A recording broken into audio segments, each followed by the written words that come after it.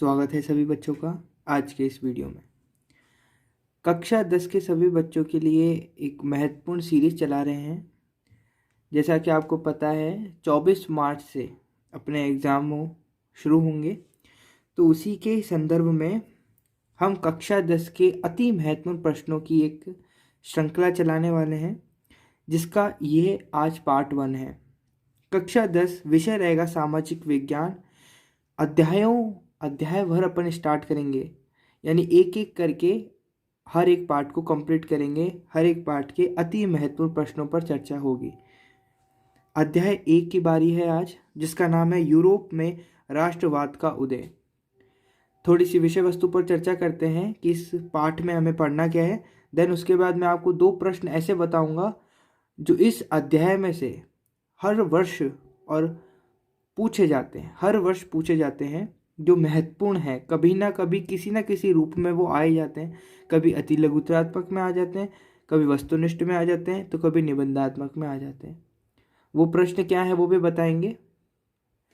उससे पहले चर्चा करते हैं विषय वस्तु पर। विषय वस्तु 2022, यानी हमारे को इसके अंदर क्या करना है। विषय वस्तु 2022 में फ्रांसीसी क्रांति और राष्ट्र का विचार, यह पहला टॉपिक रहेगा। दूसरा टॉपिक रहेगा यूरोप में राष्ट्रवाद का निर्माण। तीसरा रहेगा क्रांतियों का युग 1830 से 1848, जर्मनी और इटली का निर्माण, राष्ट्र की दृश्य कल्पना, राष्ट्रवाद और साम्राज्यवाद। देखिए, अगर इनमें से आपको कोई टॉपिक समझ में नहीं आता है, तो आप निसंदेह तौर पर कमेंट कर सकते हैं। और क्योंकि मैं तो इम्पोर्टेंट क्वेश्चन डालूंगा, अगर आपको कोई कंसेप्ट समझना है या आपको कुछ समझना है तो आप कमेंट कर सकते हैं कि सर मुझे राष्ट्रवाद और साम्राज्यवाद ये वाला टॉपिक समझ में नहीं आता, एक बार समझा दीजिए। या फिर क्रांतियों का युग 1830 से 1848 तक ये नहीं समझ में आता, समझा दीजिए। अभी देखिए वक्त अपने पास है नहीं, मैं पूरा करवाने बैठूंगा नहीं, इसलिए मैं आपसे पूछता हूँ, आपको अगर कोई समझ में नहीं आता है, 10 बच्चों का भी कमेंट आता है कि साहब ये वाला करवाओ टॉपिक, तो मैं ज़रूर करवाऊँगा। अब मैंने बात करी थी आपसे कि हमेशा 2 प्रश्न इसमें से पूछे जाते हैं। हर एक अध्याय में से मैं ऐसे 2 प्रश्न जरूर बताऊंगा आपको। ये जो सीरीज चलने वाली है उसके अंदर मैं क्वेश्चन तो बताऊंगा ही, और उसके आंसर भी लाऊंगा एक सेपरेट वीडियो में, तो आप ज़्यादा से ज़्यादा सपोर्ट करें। वो 2 प्रश्न आपके समक्ष हैं। पहला प्रश्न है जर्मनी के एकीकरण को समझाइए। 100% एक क्वेश्चन जरूर पूछा जाता है, जर्मनी का एकीकरण, है ना। जर्मनी के एकीकरण को समझाइए, क्या है जर्मनी का एकीकरण। और दूसरा पूछा जाता है आपसे इटली के एकीकरण को समझाइए। ये 2 प्रश्न हमेशा आपसे पूछे जाते हैं। जर्मनी के एकीकरण को समझाइए, इटली के एकीकरण को समझाइए। 5 नंबर 6 नंबर का प्रश्न आ जाता है। इसकी मैं एक अलग वीडियो लाऊंगा, क्योंकि एक सेपरेट कॉन्सेप्ट है, ये पूरा का पूरा कॉन्सेप्ट है। किस तरीके से हैंड रिटन नोट्स आपको दूंगा मैं, किस तरह से आपको लिखना चाहिए बोर्ड के एग्जाम में कि आपको 100% नंबर मिले, इस तरीके की टेक्निक और टिप्स मैं आपके साथ शेयर कर रहा हूँ उस वीडियो के अंदर, जब मैं जर्मनी के एकीकरण को समझाऊंगा। आज अपन ये जो यूरोप में राष्ट्रवाद का उदय है, इसके अंदर से अति महत्वपूर्ण जो प्रश्न बनते हैं, एक 1 लाइनर क्वेश्चन जो बनते हैं, जो कॉन्सेप्ट वाले क्वेश्चंस हैं, उन पर चर्चा करेंगे। ठीक है, देखिए आपके सामने मैंने आपको बताया था विषय वस्तु 2022 के लिए, तो उसमें विषय वस्तु वार, यानी विषय वस्तु के अकॉर्डिंग एक एक कर अपन इंपॉर्टेंट प्रश्न देखने वाले हैं। फ्रांसीसी क्रांति और राष्ट्र का विचार, ये पहला टॉपिक था। इसमें से जो भी इंपॉर्टेंट प्रश्न बन सकते हैं वो आपके सामने है। पहला है राष्ट्रवाद की पहली स्पष्ट अभिव्यक्ति कब और किसके साथ हुई। और मैं आपको ये भी बता देता हूँ, वीडियो में जो भी आपके सामने प्रस्तुत हो रहा है उसकी एक PDF सेपरेटली आपको डिस्क्रिप्शन बॉक्स में मिल जाएगी। अगर आपको अकेले में पढ़ना हो, अगर वीडियो देखने का मन ना हो, तो आप डिस्क्रिप्शन बॉक्स में से भी पढ़ सकते हैं। ठीक है, राष्ट्रवाद की पहली स्पष्ट अभिव्यक्ति कब और किसके साथ हुई, तो कब हुई थी, तो 1789 में हुई थी। किसके साथ हुई थी, तो फ्रांसीसी क्रांति के साथ हुई थी।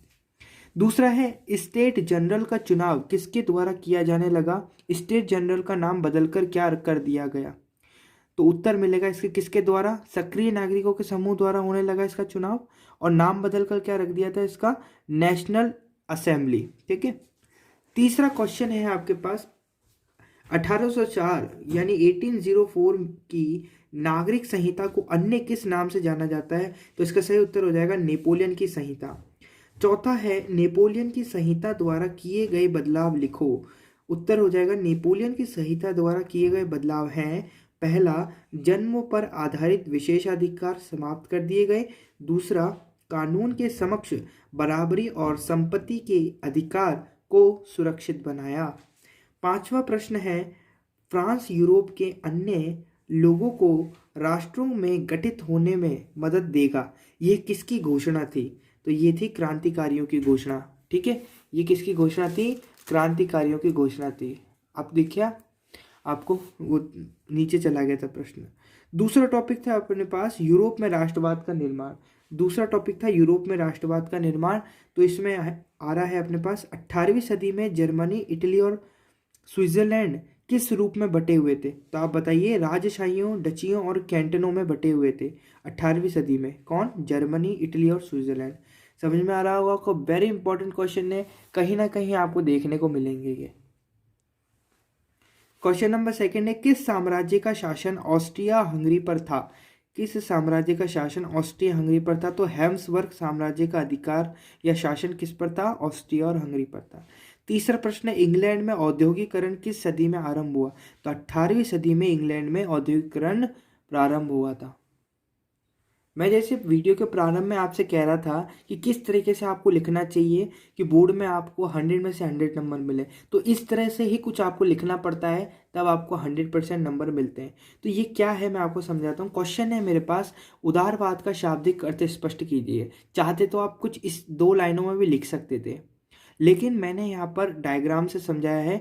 2 लाइनें भी लिख दी और उसका डायग्राम भी बना दिया, तो टीचर को समझने में क्या होता है? आसानी मिलती है। अच्छा, उदारवाद का शाब्दिक अर्थ स्पष्ट कीजिए। तो क्या लिखेंगे यहाँ पर? उदारवाद यानी लिबरलिज्म शब्द लैटिन भाषा के मूल लाइबर पर आधारित है, जिसका अर्थ है आज़ाद। वेरी गुड, समझ में आ रहा है। लेकिन उदारवाद जो शब्द है, इसको इंग्लिश में लिबरलिज्म कहते हैं। लैटिन में ये लाइबर शब्द से लिया गया, और लाइबर का अर्थ होता है आज़ाद, और आज़ाद को ही अपन उदारवाद कहते हैं। कितना अच्छा लग रहा है ना?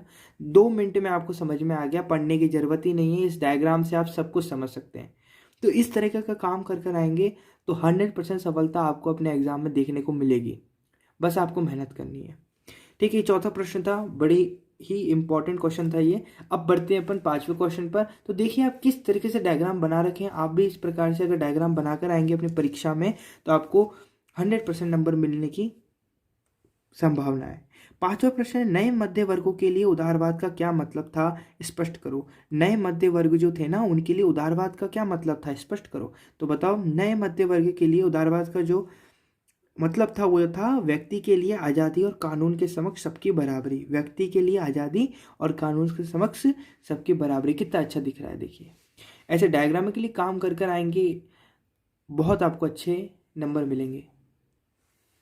6th क्वेश्चन है, राजनीतिक रूप में उदारवाद का अर्थ स्पष्ट कीजिए। तो राजनीतिक रूप में उदारवाद का अर्थ है, राजनीतिक रूप से उदारवाद एक ऐसी सरकार पर जोर देता था जो सहमति से बनी हो। ठीक है। कपड़े को मापने का पैमाना क्या था? तो एले। कपड़े को मापने का पैमाना क्या था? एले था।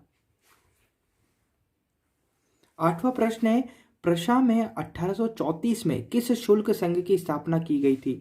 प्रशा में 1834 में यानी 34 में किस शुल्क संघ की स्थापना की गई थी? तो जॉलवेरिन की स्थापना की गई थी। कभी कभी आपसे ऐसा भी पूछा जाता है कि जॉलवेरिन क्या है, तो बच्चे घबरा जाते हैं। तो इसका सटीक उत्तर आपको यहाँ से देना है कि जॉलवेरिन एक शुल्क संघ है। जॉलवेरिन क्या है? एक शुल्क संघ है। इस संघ ने शुल्क अवरोधों को समाप्त कर दिया और मुद्राओं की संख्या 2 कर दी, जो उससे पहले 30 से ऊपर थी। कभी कभी आपसे ये भी पूछ लेता है, जॉलवेरिन के आते ही मुद्राएं कितने से कितनी हो गई? तो 2 से कितनी हो गई, सॉरी 30 से कितनी हो गई थी? 2 हो गई थी। ठीक है। 10वां प्रश्न, वियना संधि कब हुई तथा इसका क्या उद्देश्य था? तो वियना संधि 1815 में हुई, जिसका उद्देश्य नेपोलियाई युद्धों के दौरान हुए बदलावों को खत्म करना था। ठीक है। आज के 10 प्रश्नों का समापन यही होता है। अगर वीडियो अच्छी लगी हो तो वीडियो को लाइक करें जरूर से और उत्साह बढ़ाएं। आपका एक लाइक हमारे को बहुत प्रोत्साहन देता है। ठीक है। वीडियो अच्छी लगी तो वीडियो को लाइक करें, और इसी तरीके से अगर आपको वीडियो चाहिए तो चैनल को सब्सक्राइब करके बेल आइकन को जरूर दबाएं, ताकि रोज हर एक वीडियो जब भी आए उसका नोटिफिकेशन आपको मिल सके। आज के लिए इतना ही। धन्यवाद। God bless you.